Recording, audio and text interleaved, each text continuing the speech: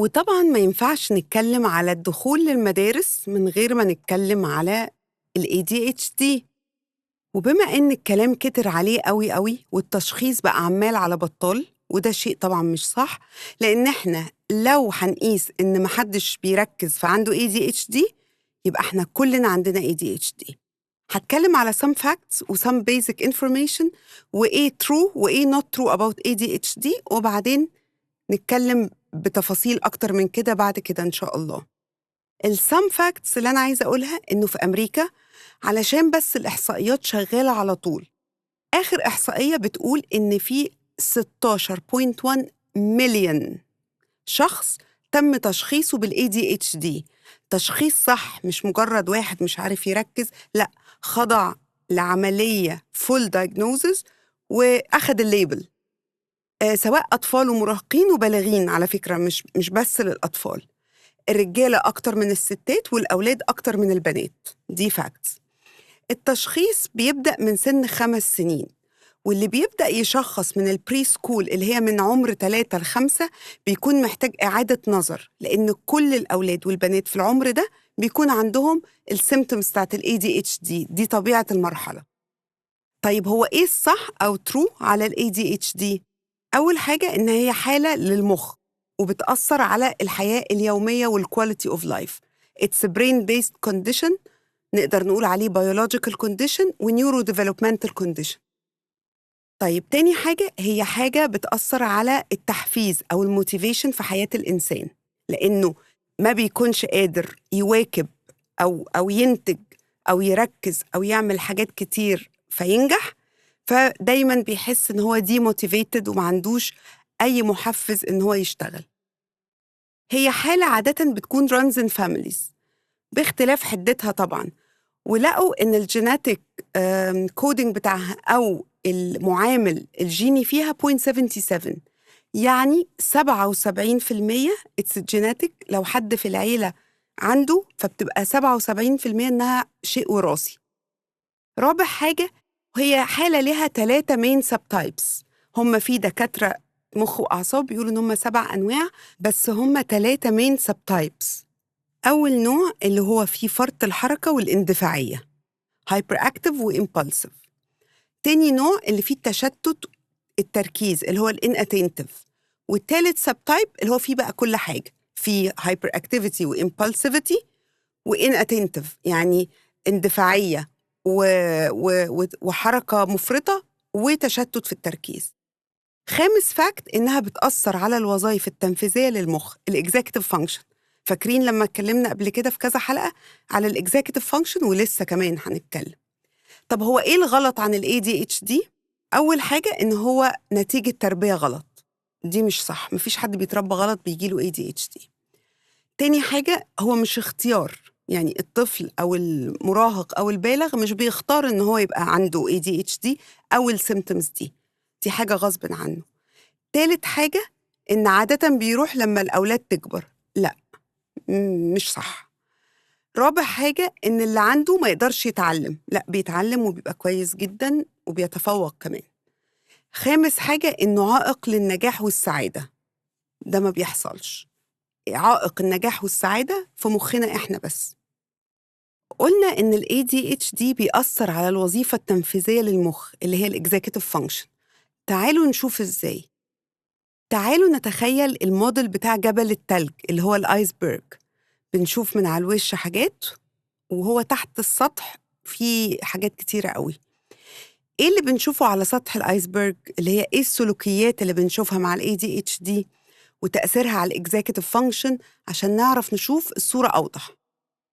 بتشوف حد بينسى طول الوقت وبتقول عليه كسول، مشتت، حد غامض، مش واخد باله أو بالها من النظافة الشخصية، مودي، مزاجه بيتغير بسرعة، impulsive، مش بيفكر أو بتفكر قبل ما تتصرف، رود، حد الطبع والأخلاق. والصفات دي بنشوفها في أولاد وبنات كتير، لأن ممكن تقولي أيوة أنا ابني أو بنتي عندهم كل الصفات دي. هقول هنا اللي هيفرق بين العادي وال ADHD هو حدة السلوك أو الطباع اللي قلتها قبل كده، وهل مأثرة على الكواليتي أوف لايف ولا لأ. إيه بقى اللي تحت الأعراض دي اللي إحنا شايفينها على الوش؟ أول حاجة عدم إدراك الوقت اللي هو poor sense of time. تاني حاجة عدم القدرة على التخطيط difficulty planning. عدم القدرة على السيطرة على الانفعالات اللي هي regulation of emotions. عدم القدرة على مراقبة النفس اللي هو self monitoring. الخوف والرهبة من بداية أي بروجكت جديد. مفيش ليونة في التفكير no flexible thinking. مفيش القدرة على المحافظة على أشيائنا الشخصية، دايماً بنضيع حاجات. مفيش قدرة أو طريقة عشان نحافظ على تركيزنا. العلم بيقول إن علشان الوضع يتحسن وعشان يحصل better quality of life عندنا وجهين لعملة واحدة، وجهة الأدوية ووجهة التدخل ووضع خطة عمل فيها شغل على السلوك والمهارات والشغل على السوشيال سكيلز وحاجات تانية كتير. طيب أنا مش دكتورة، وقرار الأدوية طبعاً لازم يتاخد بحذر شديد جداً ويكون قرار الأسرة مع الدكتور. أنا مش في وضع أحكم مين ياخد أدوية ومين ما ياخدش، ولكن كل اللي أقدر أقوله إن لو في إمكانية تأجيل قرار دواء أو لو أوريدي الطفل أو المراهق أو حتى الأدلت على أدوية، لازم يكون في خطة موازية شغالة على السكيلز اللي أنا قلت عليها، شغالة simultaneously عشان نقلل الأدوية، ومين عارف يمكن يتم التخلص منها تماماً. وسواء الجرعة قلت أو الدواء وقف، كل ده لصالح أولادنا وبناتنا. مفيش شك إن أي chemical substances بتدخل الجسم لو هتصلح حاجة هي هتبوظ قصادها حاجات كتير، ده common sense. بس سيبكم من رأيي أنا خالص، أنا هقول لكم الطب والنيورو ساينس بيقول إيه في موضوع الأدوية. أنا هنا على الحياد وبنقل حقائق علمية، هنقل لكم من دراسات تمت مش فندد أو مدعومة من شركات الأدوية، لأن في دراسات كتيرة قوي قوي. الدراسة اللي هتكلم عنها قدمتها دكتورة اسمها تيريزا سيرولي، وهي دراسة من ال NIMH اللي هو ال National Institute for Mental Health. المفروض إن دي حاجة non-for-profit organization. ودكتورة تيريزا خبرتها في الطب النيورو ساينس خبرة 27 سنة، وعندها بنتها 17 سنة تم تشخيصها بالADHD. هي بتقول إن الأدوية مش لكل حاجة but should be considered. وبتتكلم على الدراسة اللي هي شافت فيها تأثير الدواء لوحده وتأثير behavioral intervention لوحده وتأثير الاتنين مع بعض. وهي قالت إن الأدوية بتشتغل على المخ لأنها neurological issue من جوه لبره an inside out approach، والتدخل بالعلاج السلوكي والتأهيل بيشتغل من بره لجوه outside in approach. فالدراسة دي قالت إن الاتنين مع بعض should be considered، ودي التوصية طبعاً، بس كل حاجة ليها ظروفها. يعني إن يكون في حتى لو المتلقي اللي تم تشخيصه بياخد دواء لازم يعمل معاها behavioral وskills intervention. الدراسة قالت تخيلوا إن المخ عبارة عن electric circuit معقدة قوي، دائرة كهربائية. كل الدوائر موجودة، الوصلات العصبية موجودة، بس مش كلها شغالة. فهنا الأدوية هي اللي بتعمل switch on، خصوصاً في الفرونت اللوب بتاع ال ADHD brain اللي هو العقل الواعي. ولقوا إن الفرونت اللوب هو أكتر حتة بتكون الوصلات العصبية موجودة بس مش شغالة. هم لقوا كده functional scans عملوها لعدد كبير قوي من اللي تم تشخيصهم بالADHD، حتى بيقولوا كده too quiet frontal lobe. عشان كده أدوية ADHD هي عبارة عن stimulants، منبهات. وكتير جدا من الأمهات بتسأل إزاي بندي مخ هو أصلا هايبر أكتف منبهات. هو الرد إن المنبهات مش بتصحصح المخ كله، هي بتصحصح الجزء الأندر ستيميوليتد اللي محتاج to be switched on. وعلى أساس الستيميوليشن ده المخ بيقدر يركز أكتر ويفضل مركز لفترة مطلوبة منه، يقدر يعمل فلتر للزحمة والأصوات اللي حواليه عشان يركز ويتم المهمة اللي وراه، ويعمل كمان سيلف ريجوليشن لنفسه ولسلوكه، فيعمل الجوب اللي وراه efficiently and effectively. ولكن مهم هنا قوي اختيار نوع الدواء للحالة. عشان كده أنا قلت التعاون بين الأهل والدكتور مطلوب عشان اختيار أحسن أوبشن، طبعاً لكل حالة على حدة، عشان في أدوية stimulants وفي أدوية non-stimulants، ولأن لكل نوع البروز والكونز بتاعته. لازم تدرس كويس قوي، ومهم جدا وعي الأهل بأولادهم والحوار مع الدكتور زي ما قلت قبل كده. موضوع الأدوية ده طويل قوي ويطول شرحه، وفيه variables كتيرة قوي. ابعتولي لو عايزين نتكلم أكتر على موضوع الأدوية. تعالوا بقى نتكلم على التريتمنت غير الدواء. زي ما شرحت الدراسة اللي كنت بتكلم عنها إن الدواء بيشتغل على المخ from inside out، بس لازم نكون عارفين إن حباية الدواء دي مش هتعلم مهارات ولا سلوكيات مفيدة. في جملة كده بتتقال بره: pills don't teach the skills.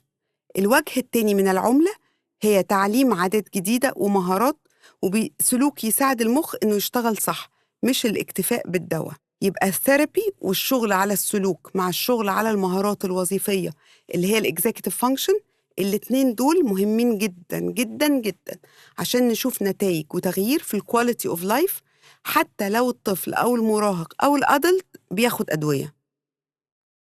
عشان إحنا محتاجين نأهل اللي عنده ADHD بعادات وسلوكيات ومهارات اللي بيها يقدر يتعامل كويس في حياته وينجح ويتخطى السيمتومز بتاعت ال ADHD. دور الجلسات العلاجية إنها بتخلي اللي عنده ADHD يحول الباترنز بتاعت التفكير السلبي عن نفسه وقدراته إلى تفكير يخليه يثق في نفسه، وبدل ما يكون كلامه مع نفسه مثلاً إيه الغلط اللي فيا؟ ليه أنا مش قادرة أعمل حاجة؟ إلى أنا مش أعراض ال ADHD هي اللي هتقيمني أو هتعرفني. I am more than the ADHD symptoms. لأن كل ما الطفل كبر بأعراض ال ADHD من غير تريتمنت وتدخل، كل ما معرفته على نفسه هتكون ضعيفة وثقته في قدراته واللي يقدر يحققه قليلة. وكل ما النيجاتيف فيدباك يوصل للطفل، كل ما المشاعر السلبية هتتكون عنده وتوصل لمشاعر الشيم والتقليل من الذات اللي طبعاً محدش عايزها لأولاده. عشان كده كمان دور الأهل لمساعدة الأولاد إن يكون عندهم مهارات بتاعة الإكزيكتيف فانكشن مهمة قوي قوي، زي مهارات التنظيم، البلاننج، تنظيم الوقت، بداية وظيفة والتأكد من انتهائها، وعي الطفل بنفسه أو المراهق بنفسه، تعليم حاجات بسيطة لتغيير العادات واحدة واحدة، وتعليم مهارات جديدة مهمة جدا. لو عايزين تعرفوا أكتر على الإكزيكتيف فانكشن اسمعوا الحلقات اللي اتكلمت فيها عنها، ولسه برضو إن شاء الله هتكلم على إزاي نعلم المهارات دي بالتفصيل. يبقى عايزة أجمع تاني اللي قلته على العلاج أو التعامل مع ال ADHD. أول حاجة، العلاجات الدوائية بتعمل سويتش أون للأجزاء في المخ اللي محتاجة ستيميوليشن. تاني حاجة، التدخل بالجلسات والشغل على الإكزيكتيف فانكشن بيساعد على اكتساب مهارات وعادات اللي بيها الطفل أو المراهق أو حتى الأدلت بيحسن بيها الكواليتي اوف لايف بتاعته ويقدر ينجح ويحقق ذاته and to reach his potential. طبعاً اللي قلت عليه النهاردة دي قشور ال ADHD، والمجال كبير جداً والكلام فيه ممكن ما يخلصش. ابعتولي قولولي انتوا ايه اللي انتوا عايزيني اتكلم فيه عن ال ADHD بالظبط، وإن شاء الله أجاوب لكم وأعمل حلقات على كل حاجة بتسألوني عليها. لو بتسمعوني دايماً اعملوا سبسكرايب للبودكاست على أي بلاتفورم، وكمان ريتنج عشان أوصل لأكبر عدد يقدر يستفيد.